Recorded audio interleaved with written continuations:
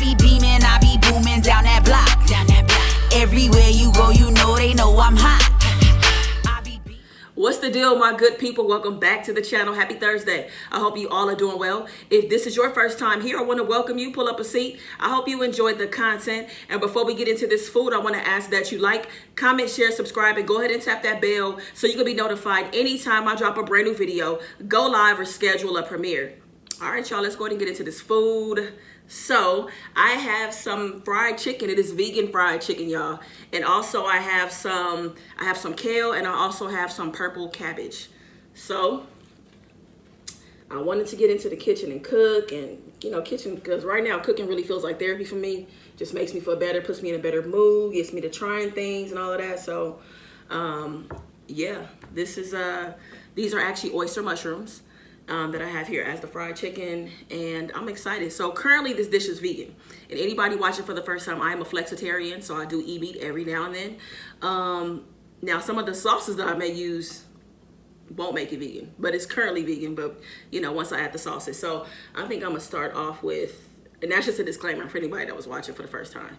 I think I'm gonna do hot sauce first. Do hot sauce first. I'm gonna do some trappies, because this is what I will put on fried chicken.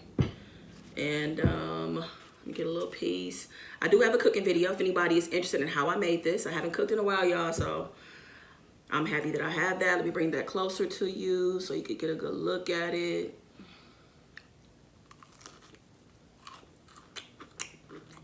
Can you hear that crunch? Wow.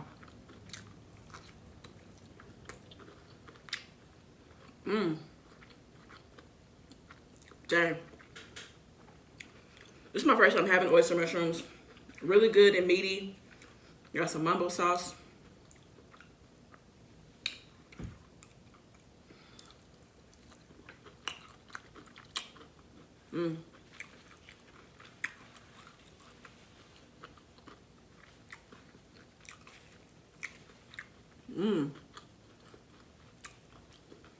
Damn, that's good. Wow. Y'all, as I was putting this together, and the way that these mushrooms were frying up, I could not believe it. It was tripping me out.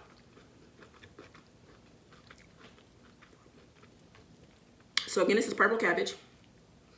And this is that deep dark green kale. It's like an Italian kale. Give y'all some veggies. I've been trying to step my veggies up, y'all. It's so good together.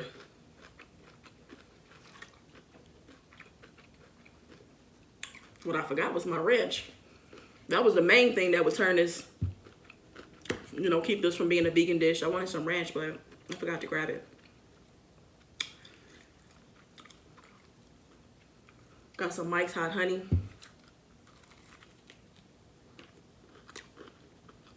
Wow. Y'all, this was good. It even smelled like fried chicken. I was down here cooking. Mom came down like, "You fried chicken?" Wow. Dang, that's crazy. And I used chickpea flour to make it.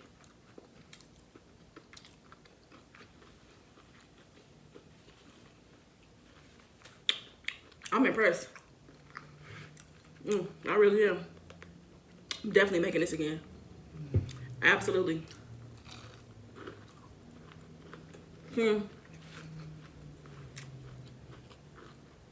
This would be so good in some Wingstop ranch. Oh my God.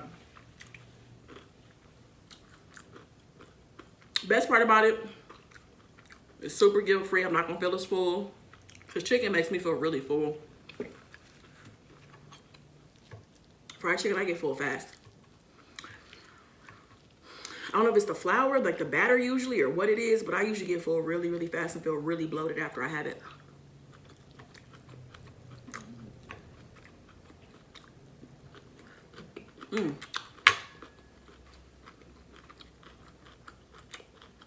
Wow. Yeah. Please watch the cooking video. Even if I'm not saying you have to be meatless, but like if you want to do meatless Mondays, or you're trying to find different ways to use mushrooms and stuff, because people aren't fans of mushrooms, this may be a good way to try it, to see if you like, you know, trying it a different way.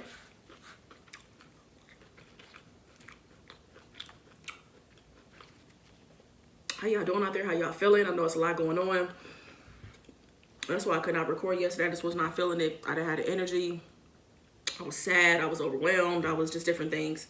I did go live with y'all for a little bit, but I just didn't have it in me to do a video.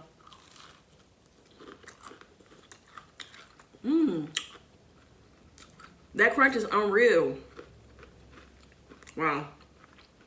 But yeah, I hope y'all doing okay. As best as you can be.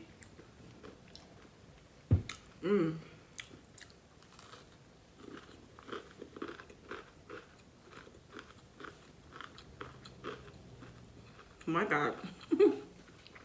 Y'all, I'm tripping. It's like I've seen people eat this before, but like, I cannot believe how good it is.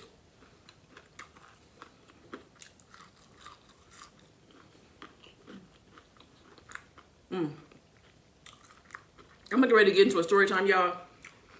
I'm gonna tell y'all about that one time that I wrote a feature film. I'm gonna tell you about that one time, how it happened, how everything went down, and the lesson that I took from all of it. So I'm gonna go ahead and get into that. All right, y'all, so this was in like October, November of 2018. And we were at a rap party for Purple Panties.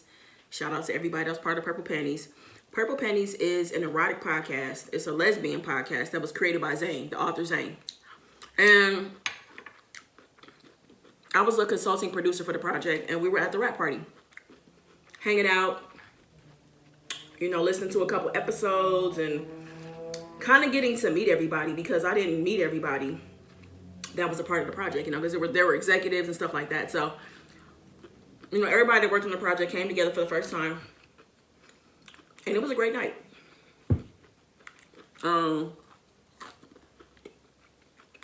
We got food, there was music, there were bartenders, so we had fun meeting people, putting names and faces together, and just for the first time, like, hearing the finished product, you know, because we hadn't heard what everything truly sounded like once it was mixed and mastered, and the audio this and that, you know, all the behind the scenes stuff. So we're hearing it for the first time, and it was just like amazing hearing it all come together. Like, I was so excited to be there. You know, some of my friends were there. Shout out to Candy, Queen Candy Co. Shout out to S. because they had their music a part of the project. So we just like hanging out and just really taking it all in, because it was a really special moment. Like, it's so interesting when, you know, things are trying to gain momentum, and then you're part of the project, and then you just put your head down, you work, and then it's done. So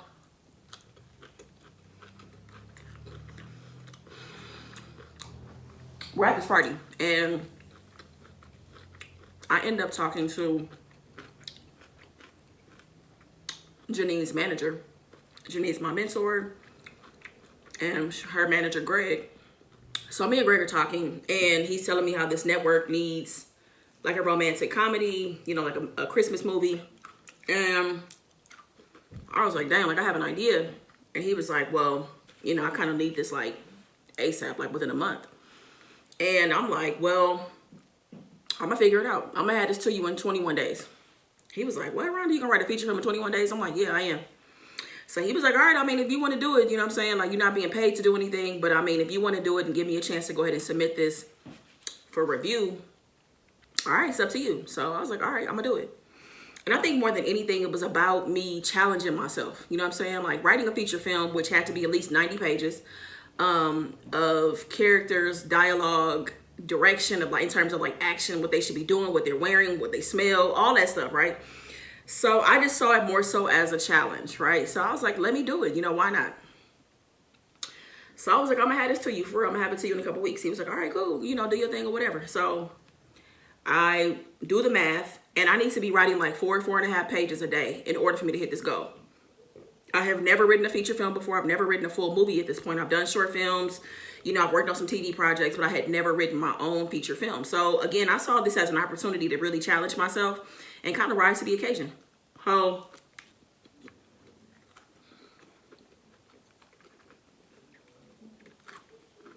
Next day, I wake up early and get to writing. I'm writing, and I feel so excited. I have so much momentum, you know, coming off of the Purple Panties project into doing something I had never done before and completed, because I had several, at least 3 or 4 feature films I had started but never finished.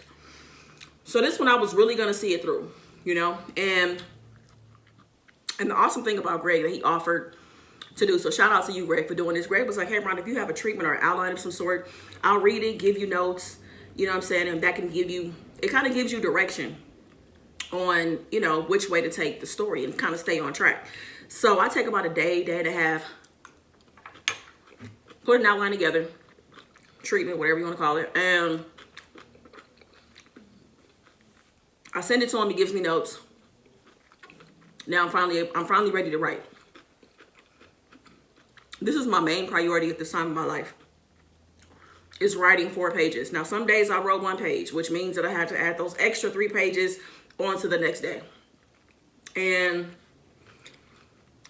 it was incredibly challenging to do this, y'all. As easy as I thought it would be, it was so hard writing this, like putting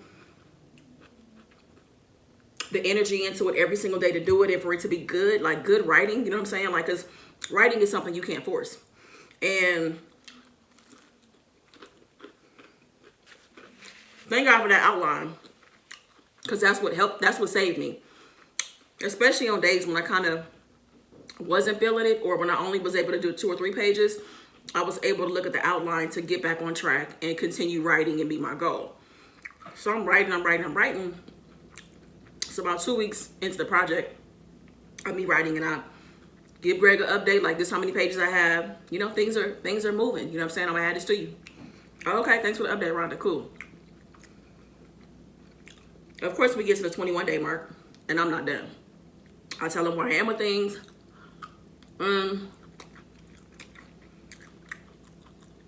He was like, no problem, Rhonda, it's all good.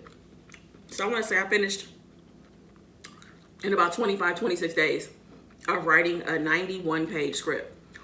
And this is just something I've never done before, you know? And when I finished it, I remember I had to end up going to the hookah lounge because I needed to get out of the house. I was making sure that I went to coffee houses, I stepped outside, I came in the house, I did this. I changed up the energy in my environment so that I could stay motivated to write, you know what I'm saying? Because anybody that's a creative out there, you know how it is. Sometimes the energy around you can just get real stale and it could just bring you down, you know what I'm saying? Or you just need to switch it up a little bit. So I would go to different places whenever I needed to keep me motivated and encouraged to write.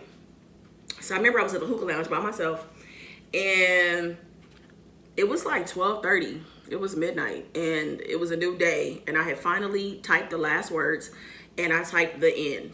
And y'all, I was looking around at everybody. People are doing their own thing, but I just wanted to stand up and scream because it was a big deal that I wrote a feature film finally. I had finally done it. And called Mom. She was half asleep. My significant other at the time was out of the country, I think. And I remember texting my friend Candy. And she texted me right back. So excited, happy for me. Bunch of exclamations, bunch of emojis. And